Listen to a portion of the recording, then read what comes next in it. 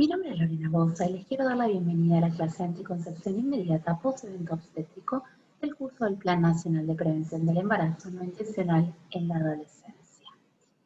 Soy médica especialista en ginecología y obstetricia y en endocrinología ginecológica y me desempeño como médica asociada al servicio de planificación familiar, endocrinología ginecológica y climaterio del Hospital Italiano de Buenos Aires. Además, integró la comisión directiva de la Asociación Médica Argentina de Anticoncepción, AMADA, como actual tesorera. Acepté este desafío de participar en este curso, ya que tanto ustedes como yo atendemos a adolescentes todos los días de nuestras vidas. Y creo que entre todos podemos cambiarle la realidad en salud sexual y salud reproductiva a las adolescentes en nuestro país. ¿Qué podrán aprender los participantes en esta clase? Describir la relevancia de implementar estrategias de AIPE, reconocer la necesidad de priorizar el trato respetuoso y amigable en la consulta por salud sexual y reproductiva y la importancia de realizar una adecuada consejería, detallar las indicaciones y contraindicaciones para cada método anticonceptivo, identificar la relevancia de priorizar los métodos anticonceptivos de larga duración, identificar la relevancia de implementar una consejería adecuada, preferentemente en el primer nivel de atención, reconocer la necesidad de trabajar en equipo e implementar una adecuada estrategia de seguimiento en el primer nivel de atención. Para lograrlo, esta será nuestra agenda. Realizaremos una breve introducción al tema, recordaremos la definición, los objetivos, las ventajas y consideraciones. Hablaremos de consejería y de cuáles son las alternativas anticonceptivas posparto y postaborto, haciendo especial hincapié en la importancia de los planes. También veremos cuáles son las guías nacionales e internacionales que podemos consultar y por último realizaremos las reflexiones finales y las conclusiones. Cuando existe un embarazo no intencional llegamos tarde, pero ¿dónde estuvo la falla? ¿O quiénes son los involucrados? ¿La persona embarazada porque usó mal el anticonceptivo? ¿Los condicionamientos de género lo determinaron? ¿Falló en realidad el método anticonceptivo? ¿El sistema de salud garantizó la información y el acceso al método anticonceptivo? Tenemos que tener en cuenta que la mujer que atravesó un evento obstétrico, ya sea un parto o un aborto, estuvo en contacto con el sistema de salud. Por lo tanto, en un embarazo no intencional, en una mujer con más de un evento obstétrico previo, debemos preguntarnos, ¿qué conducta tuvimos nosotros como sistema de salud en su parto o aborto previo? O si trabajamos con ella durante los controles prenatales sobre su próximo método anticonceptivo. O si le ofrecimos una consejería luego de un aborto para que pueda retirarse con un método seguro y eficaz.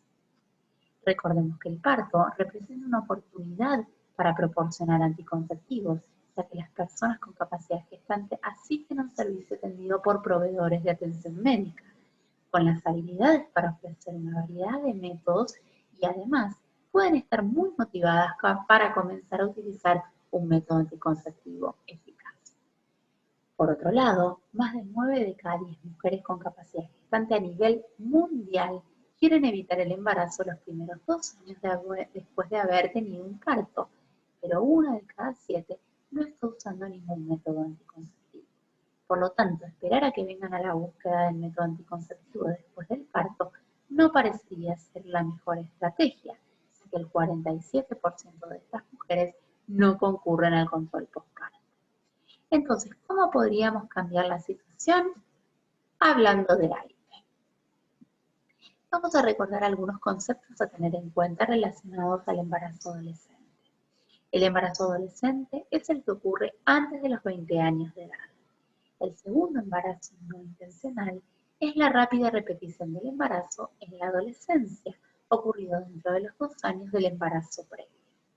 Y la rápida repetición de nacimiento en adolescente es tener 2 o más nacimientos con nacido vivo antes de los 20 años de edad.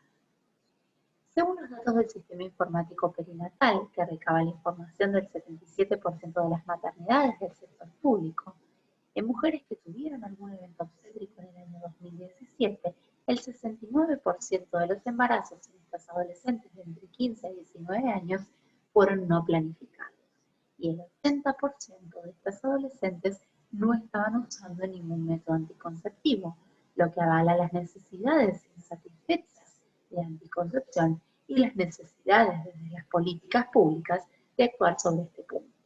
Vale aclarar que el SIP utiliza la terminología embarazo no planificado, mientras que el Plan EMIA, el embarazo no intencional. Cuando nos encontramos con adolescentes que ya tuvieron un evento obstétrico, ¿cuáles van a ser los factores de riesgo que podemos detectar para un embarazo posterior?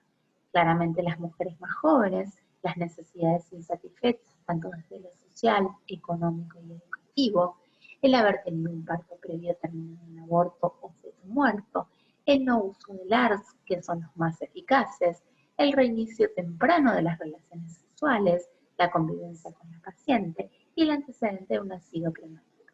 Pero hay un concepto que es fundamental de tener en cuenta, que es el de oportunidad perdida. O sea que el adolescente que atravesó un evento obstétrico estuvo en contacto con el sistema de salud y sin embargo vuelve a tener un embarazo no intencional. Entonces debemos preguntarnos si habrán tenido consejería sobre métodos anticonceptivos al alta o si se proyectó, si se proveyó algún método anticonceptivo. Habiendo hecho esta pequeña introducción, ahora sí vamos a comenzar con la definición de AINE.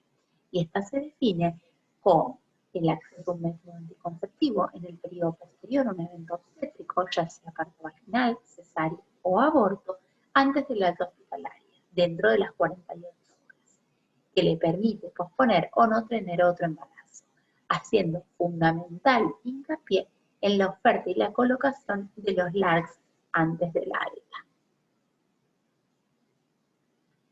Los objetivos son, por un lado, prevenir los embarazos no intencionales y por el otro, evitar los intervalos intergenésicos cortos, de 12 meses después, menos de 12 meses después del parto, ya que esto se asociará a mayores riesgos para la madre y el recién nacido. Dentro de estos riesgos podemos mencionar el parto prematuro, el bajo peso al nacer y los neonatos pequeños para la edad gestacional. Y como resultado final, por supuesto que salvar vidas, ya que la planificación familiar postparto puede evitar más del 30% de la mortalidad materna y del 10% de la mortalidad infantil al aumentar el intervalo intergenésico a más de 2 años. En esta tabla podemos ver de manera gráfica los riesgos de resultados adversos de salud en un intervalo muy corto entre cada embarazo. Dentro de las ventajas del AIPE podemos mencionar que la mujer sabe que no está embarazada, que en el posparto las mujeres están motivadas para iniciar una anticoncepción eficaz, que no se requiere una visita adicional, recordemos que aproximadamente el 50% de las mujeres no asisten a la visita posparto, que el uso de anticoncepción posparto reduce el embarazo no deseado y que el 70% de los embarazos que ocurren dentro del primer año post-nacimiento no son planificados y ayuda a espaciar los intervalos intergenésicos. En resumen, el uso de AIPE se ha asociado a un mayor cumplimiento de los métodos anticonceptivos y a un uso sostenido en el tiempo. La internación posparto o posaborto es una oportunidad privilegiada para realizar otras intervenciones de cuidado que contribuyan a la prevención de la morbimortalidad materna e infantil y al cumplimiento de los derechos sexuales y reproductivos, como asesoría o consejería en salud sexual y reproductiva en el momento de la internación y la articulación con los efectores de salud que realizan el control del embarazo y como parte del mismo brindan consejería en métodos anticonceptivos para el posparto. El momento de regreso de la fertilidad después del parto es variable e impredecible. Las mujeres pueden quedar embarazadas antes del regreso de la menstruación. El propósito de un servicio integral es ayudar a las mujeres a elegir el método anticonceptivo que quieran utilizar para comenzar ese método y continuar utilizándolo durante 2 años o más, dependiendo de los planes reproductivos. Las mujeres deben tener la oportunidad de hacer una elección informada sobre el método anticonceptivo. La elección del método anticonceptivo en el posparto debe tener también en cuenta ciertas consideraciones. Debe ser de elección personal, respetando las creencias y preferencias de cada usuaria. Tenemos que tener en cuenta el momento de inicio de la anticoncepción, como también el riesgo de trombosis, el proyecto reproductivo, la actividad sexual y el patrón de sangrado menstrual. Y por supuesto, tener en cuenta los criterios de elegibilidad en el caso de existir comorbilidades. tenemos que considerar las falsas creencias versus las realidades. Habitualmente tenemos como una falsa creencia que la paciente, cuando esté lista, concurrirá y solicitará el método anticonceptivo. La realidad es que la mujer pone foco en el niño recién nacido y se ocupará poco de su persona. Otra falsa creencia es que ahora no es momento de hablar de anticoncepción. Ya hablaremos cuando venga en el control posparto a las 6 semanas. La realidad es que mientras que tenemos un 70% de concurrencia al control prenatal, solamente existe un 40% de concurrencia al control postnatal. Por lo tanto, el mejor tiempo es hacer consejería en el prenatal. ¿Y qué es la consejería? Es la estrategia central de promoción y prevención de salud sexual y salud reproductiva con perspectiva de derechos y de género, que contribuye a facilitar el acceso a la información oportuna y pertinente. También contribuye a que las personas puedan elegir y decidir en forma autónoma y reflexiva. Estimula a promover las acciones educativas en la comunidad y contribuye a que las personas desarrollen una vida sexual saludable y puedan ejercer sus derechos sexuales y derechos reproductivos. La consejería se puede realizar durante la consulta prenatal, durante la consulta postparto, en el cesárea, en el embarazo ectópico y en el posaborto. El asesoramiento prenatal es la clave, en realidad, para la implementación de AIP. ¿Qué información debemos incluir? Durante el control prenatal debemos incluir la eficacia anticonceptiva de los diferentes métodos, desmitificar y desterrar los conceptos erróneos sobre los métodos anticonceptivos y también la posibilidad y necesidad de adoptar el método anticonceptivo inmediatamente parto. Durante el posparto debemos incluir el asesoramiento no coercitivo sobre el uso de métodos anticonceptivos, pero enfatizando la importancia de los LARCs, la provisión gratuita o con reembolso y el apoyo, asesoramiento y monitoreo del uso de los métodos anticonceptivos post-colocación. Por otro lado, es fundamental asegurar las condiciones apropiadas del sistema de salud en cuanto a los servicios de salud sean amigables y en especial en las adolescentes. Y por otro lado, que la logística esté aceitada. Dentro de las opciones anticonceptivas que disponemos, contamos con los métodos de larga duración y con los métodos de corta duración. Dentro de los métodos de larga duración tenemos el convencional de cobre, el sistema intrauterino liberador de levonorgestrel y el implante subdérmico. En cuanto a las ventajas o beneficios de los LARCs, podemos mencionar la altísima eficacia anticonceptiva, con igual eficacia con el uso típico que con el uso correcto, la alta seguridad con baja incidencia de efectos adversos y esta incidencia es similar en adolescentes que en mujeres adultas. Y la alta tasa de continuidad, ya que entre un 80 y un 85% continúan utilizándolos a los 2 meses posterior a la colocación. En cuanto a la eficacia, como lo mencionamos con anterioridad, es altísima, con una tasa de falla menor al 1%. En cuanto a la tasa de continuidad, según el proyecto TOYS, fíjense que la tasa de continuidad a los 12 meses de los LARCs es entre un 80 y un 85% versus a 50-55% de los métodos de corta duración. Y cuando uno evalúa la tasa de continuidad a los 24 meses, es de un 70 a un 77% para los métodos LARCs versus solamente un 40% para los métodos de corta duración.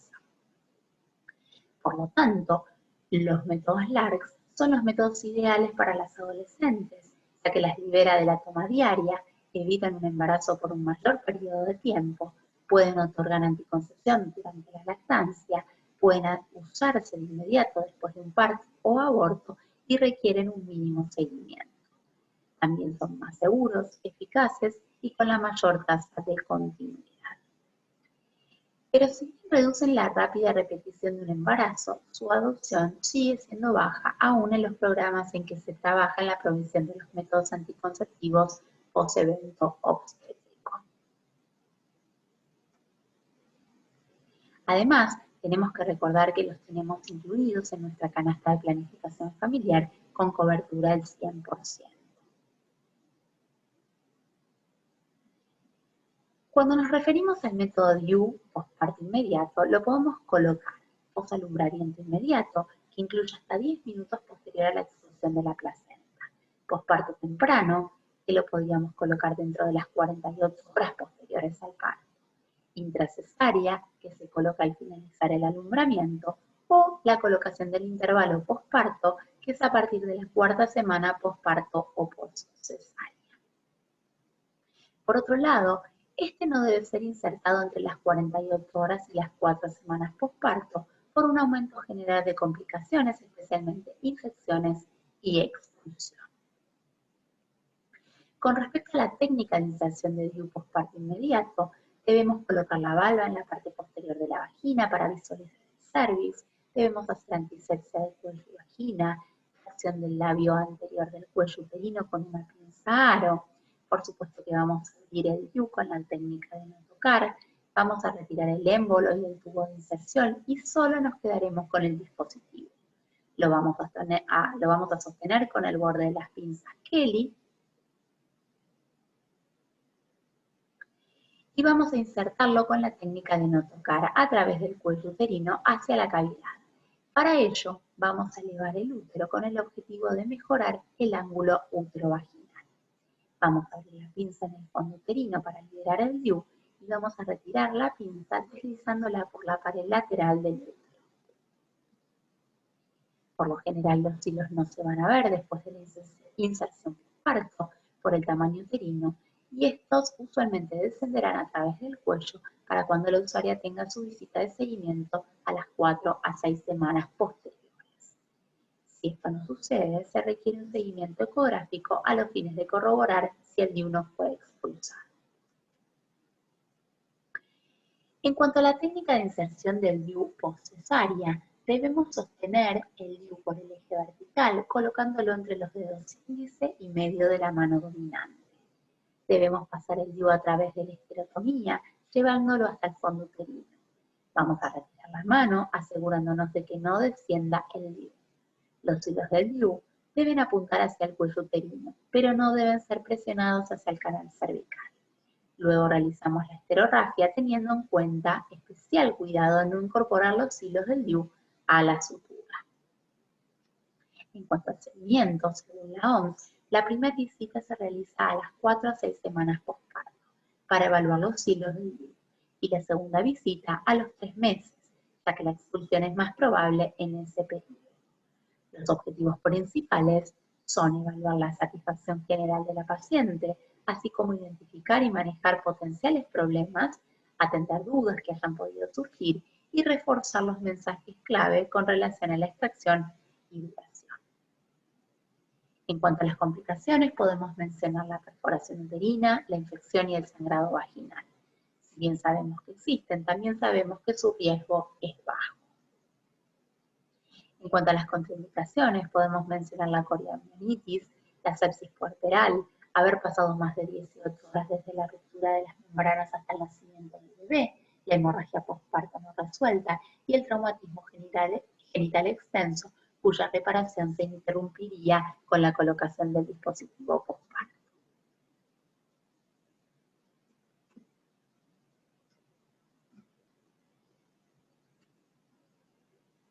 En cuanto al SIU levonorgestrel y el implante subdérmico, pueden colocarse en el posparto inmediato independientemente de la forma de alimentación del lactante, ya que no se han identificado efectos adversos sobre el volumen de leche y tienen una altísima eficacia anticonceptiva casi cercana al 100%.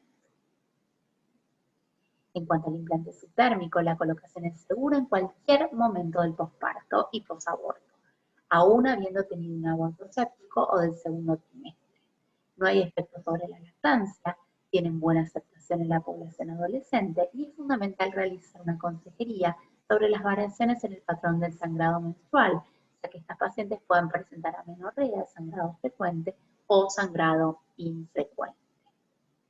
En este trabajo, cuyo objetivo fue evaluar la tasa de continuidad y la tasa de repetición de embarazo en adolescentes, en el que se ofreció implante posparto inmediato, en el que se incluyeron 171 adolescentes versus 225 controles que utilizaron otros métodos.